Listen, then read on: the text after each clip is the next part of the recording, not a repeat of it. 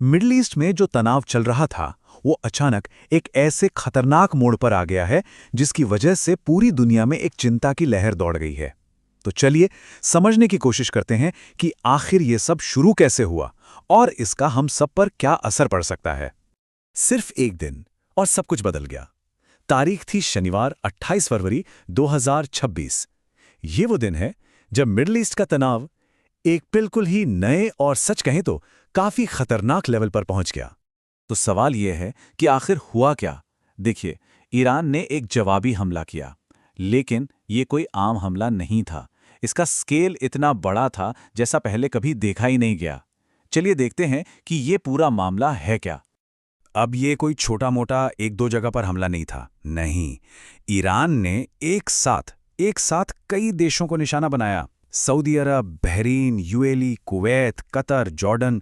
सोचिए, पूरे खाड़ी क्षेत्र में अमेरिकी सैन्य ठिकानों पर और इन देशों की अपनी जमीन पर मिसाइलें और ड्रोन दागे गए। मतलब साफ है, ये सिर्फ अमेरिकी ठिकानों पर हमला नहीं था, ये तो इन देशों की सॉवरेनिटी, उनकी संप्रभुता पर सीधा हमला था।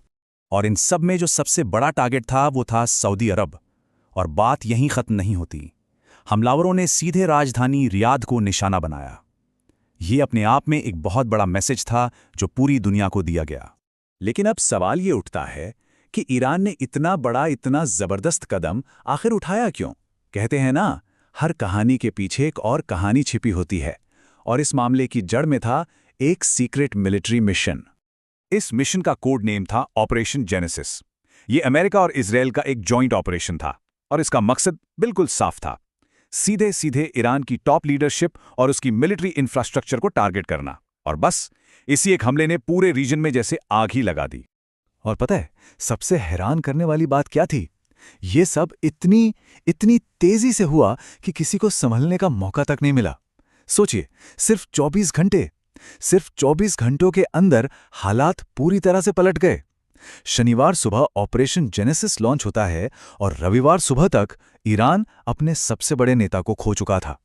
और यही इस पूरे घटनाक्रम का सबसे बड़ा, सबसे चौंकाने वाला नतीजा था। ईरान के सरकारी टीवी ने खुद ऑफिशियली कंफर्म किया कि उनके supreme leader Ayatollah Ali Khamenei अब इस दुनिया में नहीं रहे। जाहिर है, इस एक खबर ने पूरे रीजन को हिलाकर रख दिया। चलिए अब वापस सऊदी अरब पर आते हैं। जैसा हमने देखा, वो इन हमलों का मेन टारगेट था। देखिए, पिछले कुछ वक्त से ईरान और सऊदी अरब के बीच कह सकते हैं कि एक नाजुक सी शांति बनी हुई थी, लेकिन इन हमलों ने सब कुछ बदल कर रख दिया। सऊदी अरब का रिएक्शन बहुत ही तीखा था।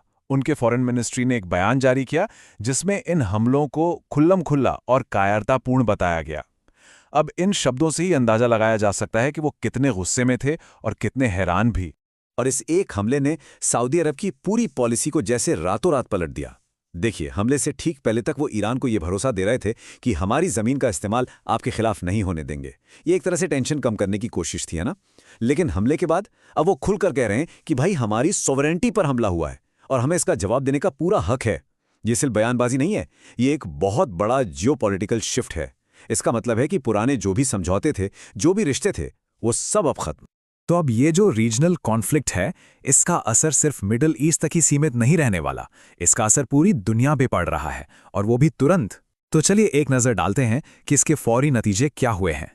इस घटना के बाद से पूरी दुनिया में एक तरह का हड़कंप मच गया है। इतिहाद और एमिरेट्स जैसी बड़ी बड़ी एयरलाइंस ने अपनी फ्लाइट सस्पेंड कर दी हैं। खाड़ी देशों में जो अमेरिकी एम्बेसीज हैं, उन्होंने अपने स्टाफ और नागरिकों को घरों के अंदर रहने की सलाह दी है। और पर्दे के पीछे डिप्लोमैटिक लेवल पर बहुत तेजी से बातचीत चल रही है। दुनिया भर के लीडर्स इस संकट से निकलने का रास्ता ढूंढ रहे हैं। और आखिर में एक सबसे बड़ा सवाल जो शायद सबको परेशान कर रहा है, स्ट्रेट ऑफ हॉर्मुज। ये वो तंग सा समुद्री रास्ता है जहां से दुनिया का करीब 20% तेल गुजरता है।